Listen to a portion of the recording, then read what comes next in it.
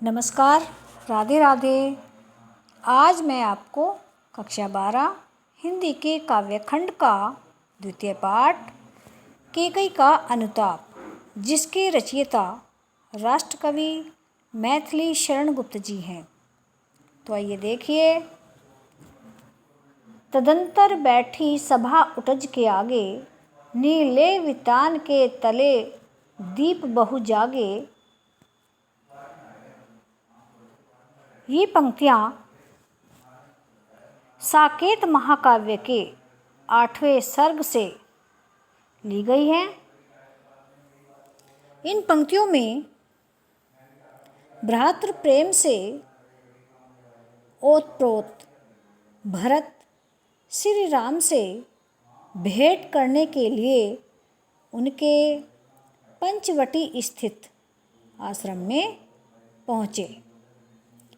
रात्रि में सभा बैठी।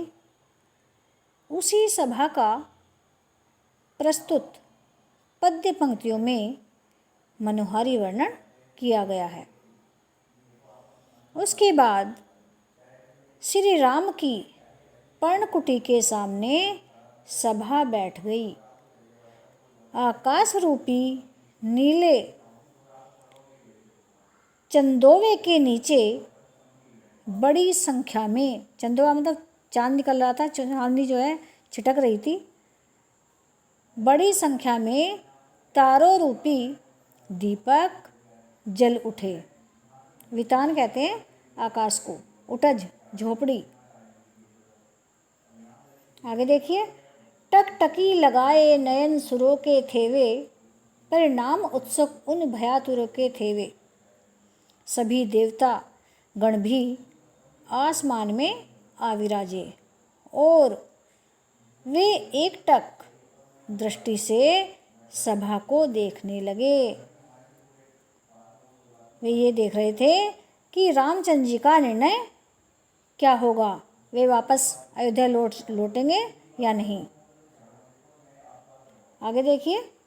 उत्फुल्ल करौंदी कुंज वायु रह रह कर, करती थी सबको पुलक पूर्ण मह मह कर। अब देवता गणों को, क्योंकि भरत भी परम प्रिय थे, अतः सभी देवता सभा के परिणाम को सोच सोच कर व्याकुल थे और भयभीत भी। उन्हें यह भय था कि कहीं भरत के आगमन को अन्यथा व्यर्थ समझकर श्री राम कोई कठोर निर्णय न ले लें। यदि ऐसा हो गया तो वह भरत के साथ साथ मानवता एवं निश्चल प्रेम के साथ भी बड़ा भारी अन्याय होगा। यही सोचकर देवता भयभीत थे और व्याकुल भी कि कहीं गलतफहमी में कोई अन्यायपूर्ण निर्णय न हो जाए। ये सारी बातें जो है देवता सोच रहे थे। उत्फुल्ल करौंदी कुंज वायु रह रह कर, करती थी सबको पुलक पूर्ण मह मह कर। आगे देखिए। इसमें पास में स्थित करौंदे के बगीचे में पुष्प खिले थे, जैसे करौंदी कुंज सभा के आयोजन पर आनंद मना रहा हो। करौंदी का बगीचा आनंद मना रहा हो।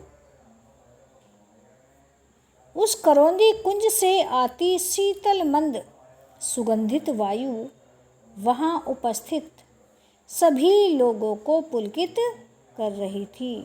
किन लोगों को? जो लोग सभा में बैठे हुए थे, अर्थात उन्हें आनंद और सुख प्रदान कर रही थी। आगे देखिए। वह चंद्रलोक था, कहाँ चांदनी वैसी। प्रभु बोले गिरा गंभीर नीर निधि जैसी। वहाँ सभा स्थल पर चारों ओर ऐसी स्वच्छ धवल चांदनी बिखरी थी कि चंद्रलोक में भी वैसी चांदनी नहीं होती। कहने का तात्पर्य यह है कि वहाँ प्रकृति ने चंद्रलोक से भी सुंदर वातावरण सृजित किया था। ऐसे आनंदपूर्ण अलौकिक शांत वातावरण के बीच भगवान श्री राम ने समुद्र के समान अत्यंत गंभीर वाणी में इस प्रकार बोलना आरंभ किया। हे भरतभद्र, अब कहो अभिषिक्त अपना। सब सजग हो गए, भंग हुआ जो सपना।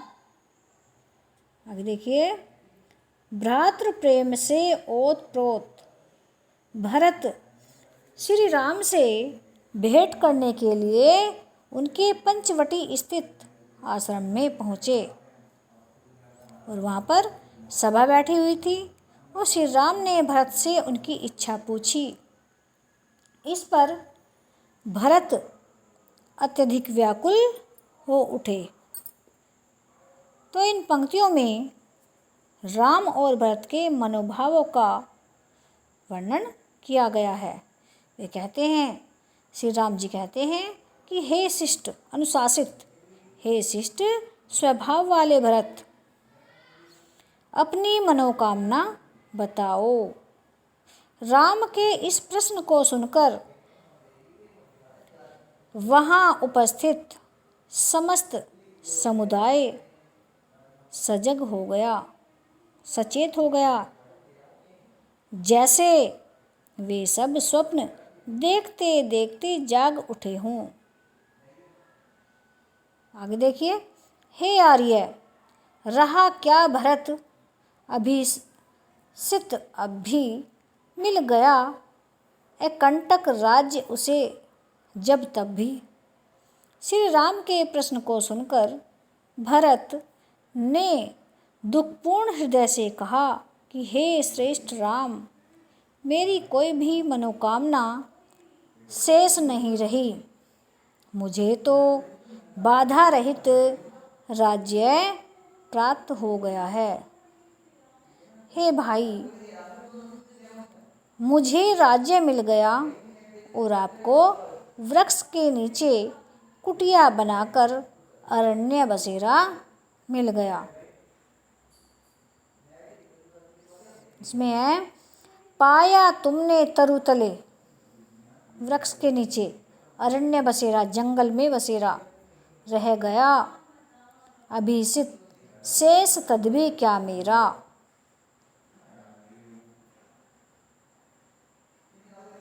कि मुझे राज्य मिल गया और आपको वृक्ष के नीचे कुटिया बनाकर अरण्य बसेरा मिल गया।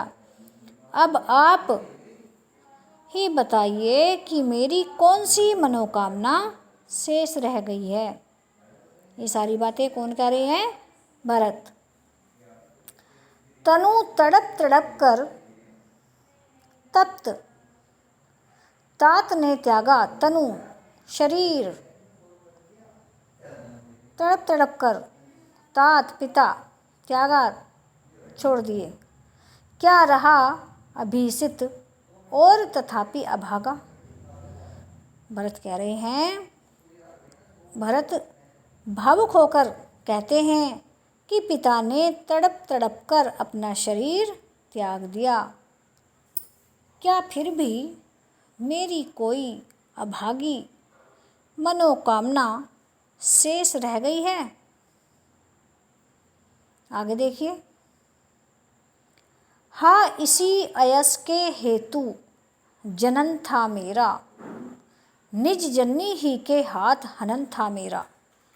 मुझे दुख है कि मेरा जन्म इस अपयस को प्राप्त करने के लिए ही हुआ था और मेरी मानसिक और चारित्रिक हत्या स्वयं मेरी माता ने ही कर दी। अब कौन अभिषिक्त और आर्य वह किसका, संसार नष्ट है भ्रष्ट हुआ घर जिसका।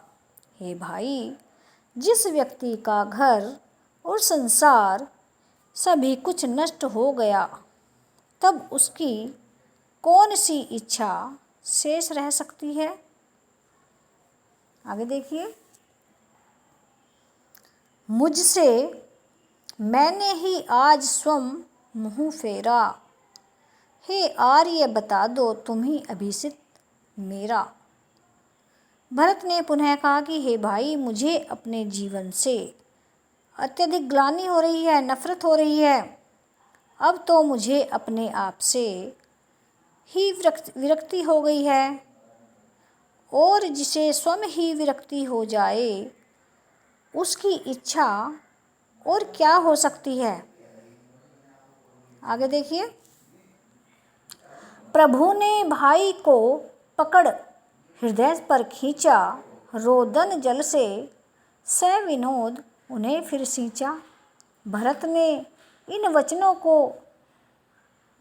इन वचनों को सुनकर श्री राम ने प्रसन्न होकर, गदगद होकर उन्हें अपनी ओर खींचकर अपने हृदय से लगा लिया। उसके आशय की था मिलेगी किसको, जनकर जननी ही जान न पाई जिसको। और उन्होंने कहा, अपने आंसू उन पर बरसाते हुए कहा कि जिसके उच्च भावों की गहराई का अनुमान स्वयं जन्म देने वाली माता न कर पाई, उसके हृदय की था किसी दूसरे को कैसे मिल सकती है। आगे देखिए। यह सच है तो अब लौट चलो तुम घर को, चौंके सब सुनकर अटल केकई स्वर को। अब केकई कहती है, भरत की जननी होते हुए भी वे उन्हें समझ नहीं पाई। उसी बात को लक्ष्य कर केकई राम से कहती है कि हे राम, यदि तुम्हारी बात सत्य है कि मैं माँ होते हुए भी भरत को समझ नहीं पाई, तो अब तुम घर को वापस चलो, लौट चलो। तो आज के लिए इतना ही।